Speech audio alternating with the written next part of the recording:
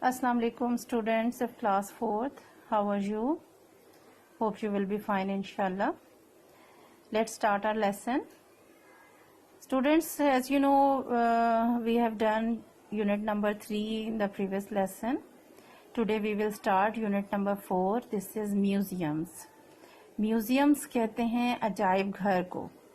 अजायब घर क्या होता है? ऐसी जगह, ऐसी बिल्डिंग जहाँ पर बहुत डिफरेंट, बहुत यूनिक, बहुत अजीबो गरीब चीज़ें जो है वो रखी जाती हैं. वो हिस्ट्री से रिलेटेड भी हो सकती हैं, वो रिसेंटली मौजूदा दौर में भी हो सकती हैं, जो यूनिक हों, जो बिल्कुल डिफरेंट हों, जिनकी कुछ ख़ास अहमियत हो.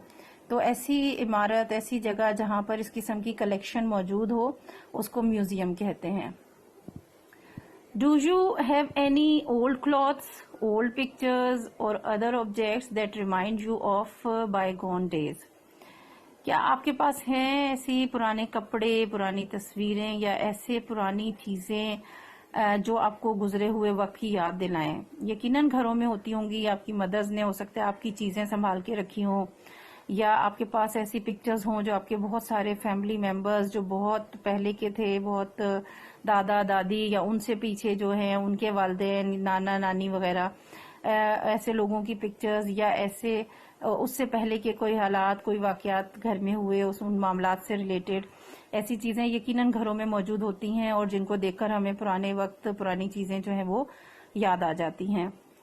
People often like to keep memorable objects. अक्सर लोग जो है वो ऐसी चीज़ों को संभालना पसंद करते हैं, संभाल कर रखते हैं जो यादगार होती हैं, मेमोरेबल, या जिनसे पुरानी चीज़ें, पुरानी बातें जो हैं वो याद आ जाती हैं, गुजरा हुआ वक्त याद आता है. A collection of memorable object is called a museum. वो जगह, वो चीज जहाँ पर बहुत यादगार चीज़ें इकट्ठी करके रखी जाए, उसे म्यूजियम कहते हैं. In the old days, kings and rich people used to keep private museums.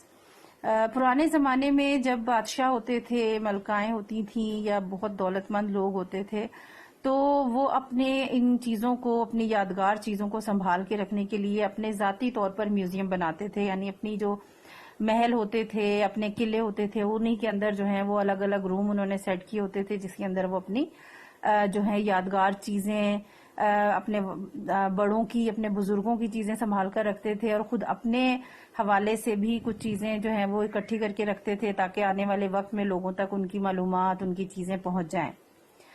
Today most of the museums are run by the governments of the countries and they are open to public. आजकल के दौर में जो museums हैं वो government की तरफ से जो है वो कायम किए जाते हैं और उनको आवाम के लिए जो है वो खोला जाता है.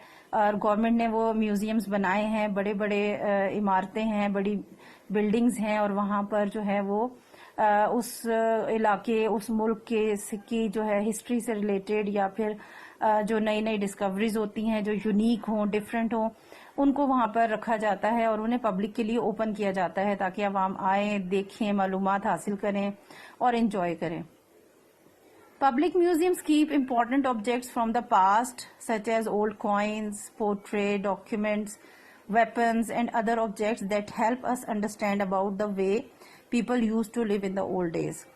जो पब्लिक म्यूजियम्स होते हैं, आवाम के लिए अजायब घर बनाए जाते हैं, उनके अंदर बहुत इंपॉर्टेंट चीज़ें, ख़ास तौर पे जो है गुजरे हुए ज़माने की चीज़ें जो हैं वो रखी जाती हैं. उनमें ओल्ड कॉइन्स भी हैं, यानी पुराने सिक्के होते हैं, यानी बहुत सदियों पहले, कई सौ साल पहले किस किस्म की करेंसी यूज़ होती थी, कैसे सिक्के होते थे.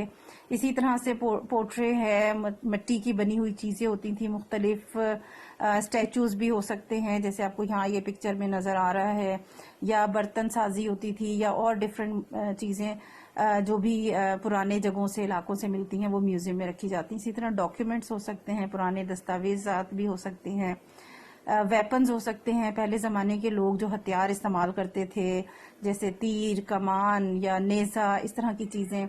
और इसके अलावा बहुत सारी चीज़ें जो हैं जो हमें बताती हैं कि पहले, बहुत पहले ज़माने में जो लोग थे वो किस तरह से रहा करते थे. One of the most famous museums in the world is the British Museum in London.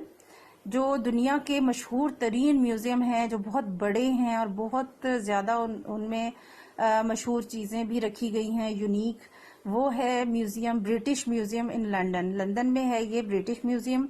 Another famous museum is the Louvre Museum in Paris, which displays some of the most valuable paintings of the world. جو دوسرا مشہور museum ہے وہ Paris میں ہے، lower museum ہے اس کا نام ہے، اور وہاں پر اس میوزیم میں جو ہے وہ بہت ہی قیمتی پینٹنگز جو ہیں، تصاویر ہیں دنیا کی جو بہت قیمتی ہیں، بہت ویلیویبل ہیں اور بہت مشہور ہیں، وہ پینٹنگز خاص طور پر اس میوزیم میں رکھی گئی ہیں. تو یہ دو ایسے میوزیم ہیں جو پوری دنیا میں بہت زیادہ مشہور ہیں. اور اٹس انف فار ٹوڈے. اتنی ریڈنگ آج کے لیے ہم کافی ہے، کیونکہ اس سے ریلیٹڈ کوشچنز ہیں وہ میں آپ کو ہوم ورک کے لیے دیتی ہوں. Question number 1 is what is a museum. پہلا کوشچن بہت ہی آسان ہے اور ہم نے فرسٹ پیراگراف میں پڑھا ہے.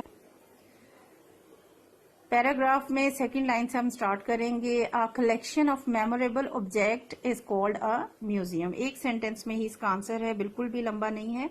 آپ نے یہ آنسر کوشچن نمبر 1 کا کرنا ہے. Question number 2 name some of the famous museums of the world.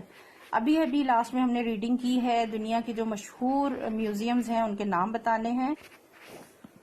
Second paragraph میں one of the most famous museums in the world is the British museum in London. Another famous museum is the lower museum in Paris. بس جی اتنا سا answer ہے آپ کا question number 2 کا. اس کو آپ نمبرنگ کی شکل میں بھی لکھ سکتے ہیں.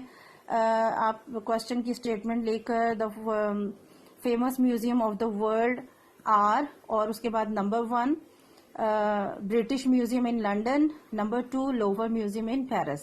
تو آپ اس طرح نمبر کی شکل میں کریں گے تو فرسٹ اسٹیٹمنٹ کوشچن کی لے کے کر لیں گے، اور اگر آپ نے بک سے ڈائریکٹ لکھنا ہے تو آپ یہ 1.5 لائن میں یہاں سے یہاں تک کر سکتے ہیں. دونوں صورتوں میں آپ کا آنسر کریکٹ ہوگا. ٹھیک ہے.